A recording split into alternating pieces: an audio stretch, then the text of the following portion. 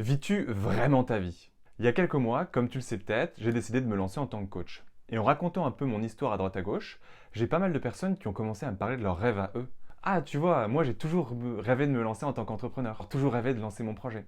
Ah, tu vois, moi je rêverais trop d'être freelance dans mon domaine et expert dans ce que je fais. Ou alors, ah, tu vois, moi j'ai toujours rêvé d'habiter à l'étranger ou d'habiter au bord de la mer. Au bout d'un moment, j'ai pas pu m'empêcher de demander, mais en fait, qu'est-ce qui t'empêche de le faire? Alors j'ai entendu toutes sortes de réponses. Non, là c'est pas le bon timing, ou alors j'ai pas assez d'expérience, je suis trop jeune, je suis trop vieux, j'ai pas assez d'argent, il faut plus d'argent, il faut plus d'expérience, je suis pas légitime, je suis pas capable, ça me fait peur, j'ai peur. Dans cette vidéo, je vais te proposer 3 étapes. 3 étapes pour te reconnecter à toi-même. À prendre du recul un peu et à te dire, tiens finalement, est-ce que c'est moi qui pilote ma vie ou est-ce que c'est ma vie qui me pilote? Car oui, on a vite fait de se retrouver dans un chemin de vie qui n'est pas vraiment le nôtre, mais plus influencé par les attentes de notre entourage. La première étape, elle est très simple, c'est faire une pause. Faire une pause pour faire le point et te poser les bonnes questions. Comment est-ce que je me sens dans ma vie aujourd'hui? Est-ce que je kiffe vraiment ce que je fais? Qu'est-ce qui m'épanouit dans ce que je fais? Qu'est-ce qui me rend fier? Qu'est-ce que je ne m'autorise pas à faire? Si finalement la prochaine chose que j'allais entreprendre, c'était un succès, qu'est-ce que je ferais? Qu'est-ce que j'oserais? Faire une pause, ça permet de souffler un peu, prendre un peu de recul et se dire, mais finalement, est-ce que je suis au bon endroit aujourd'hui? Et si c'est le cas, bah, c'est tout ce que j'espère pour toi. Ça t'a permis éventuellement de prendre conscience que ouais, t'es au bon endroit, et dans ces cas-là, tu peux être reconnaissant. Et si c'est pas le cas, bah, trop cool, il y a du boulot, il y a des choses à changer, et tu vas enfin pouvoir découvrir et te mettre en action pour réaliser la vie qui te correspond vraiment. Je t'entends déjà me dire, bon, t'es bien gentil, mais comment changer? Par quoi commencer? Et ça, c'est la deuxième étape. Déconstruire toutes tes croyances limitantes pour te réautoriser à rêver. Une croyance, on pourrait résumer ça à une certitude que tu as sans preuve, ou alors une idée que tu te crées et que tu te tiens pour vrai. Donc en soi, une croyance, ça peut être quelque chose de super. Si tu penses que tu es doué, intelligent, beau et que tout ce que tu entreprends, ça va réussir, alors c'est sûr, ça va t'ouvrir plein de portes. Car ces croyances, elles vont nourrir ta confiance en toi. Comme tu peux l'imaginer, il y a aussi des croyances qui peuvent impacter négativement ta vie, les croyances limitantes.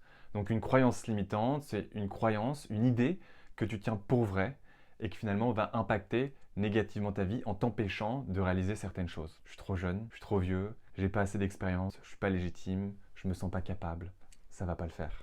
Et le problème, c'est que ton cerveau va assimiler ta croyance comme vérité générale et donc il va tout faire pour en permanence la confirmer. On appelle ça l'exposition sélective. L'exposition sélective, c'est un biais cognitif qui va faire que ton cerveau va en permanence chercher tous les petits événements qui vont confirmer ta croyance et tes modes de pensée. Tu vas inconsciemment chercher toutes les informations qui vont dans ton sens. Donc si tu penses que tu es trop jeune, toutes les informations que tu vas voir et qui vont vraiment être un peu flottées sous tes yeux, c'est des informations comme quoi tu es trop jeune. Ou alors des informations comme quoi il te manque de l'argent.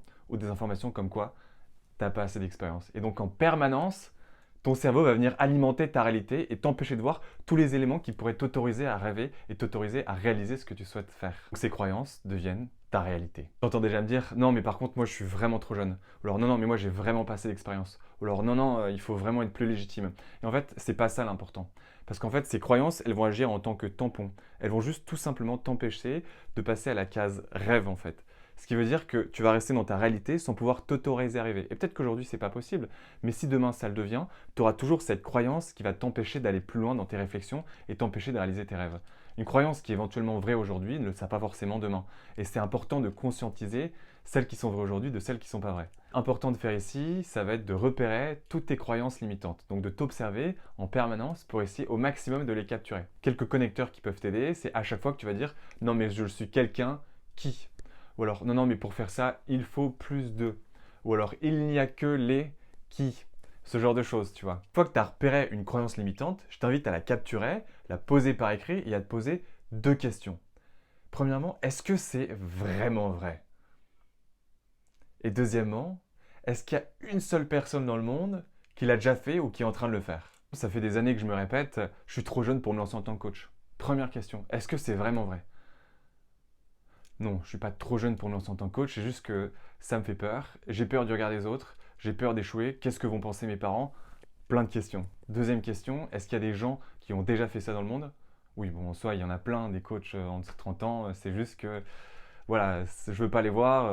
Eux, ils ont plus de chances que moi. Eux, ils ont osé, très bien. Soit je m'arrête à la croyance que je suis trop jeune pour me lancer en tant que coach, soit j'essaie d'identifier ce qui me fait le plus peur et ce dont j'ai besoin pour me lancer. Ici, l'idée, c'est pas de valider ta croyance ou non.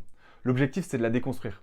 La déconstruire pour éviter qu'elle soit prise comme une vérité générale dans ta tête, afin qu'elle ne stoppe pas le processus créatif qui est de rêver. En se posant ces deux questions très simples, est-ce que c'est vraiment vrai et est-ce qu'il y a déjà quelqu'un dans le monde qui l'a déjà fait, ça te permet déjà de un peu briser cette croyance et te réautoriser à rêver. Évidemment, ça peut toujours faire peur, donc par où commencer? Et ça, c'est la dernière étape. Identifier la première étape pour entreprendre le changement. Entreprendre un changement, il faut le déconstruire en étapes claires.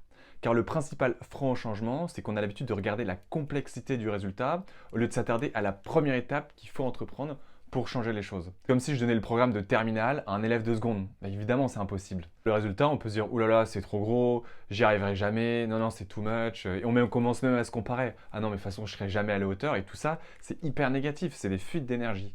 Alors si tu regardes la première étape de ton changement, tu te dis « Ouais, en soi, ça va. Ça, je peux le faire. » Je vais t'inviter à faire ici, ça va être de déconstruire le changement que tu veux voir dans ta vie en étapes claires, mesurables et atteignables. Par exemple, 20 étapes.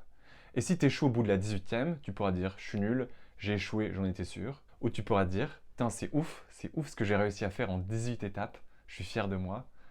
Peut-être que je vais m'arrêter là, peut-être que je peux continuer. » Mais voilà, c'est ouf ce que j'ai déjà fait. Tout est question de perspective finalement. Donc une fois que tu as identifié ta première étape du changement, tu peux décider de passer à l'action ou non, en conscience. 3 étapes, je te les rappelle. La première, faire une pause.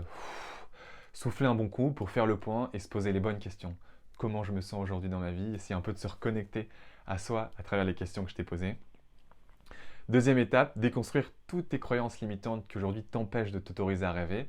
Et surtout, en n'oubliant pas que ton cerveau va en permanence chercher à confirmer tes croyances. Donc ça, c'est hyper important de bien le garder à l'esprit. Et la dernière étape, déconstruire ton changement en étapes claires et mesurables. Regarder la première et te dire « Est-ce que je suis prêt à me lancer ?» Dernière petite question, n'hésite pas à écrire ta réponse en commentaire.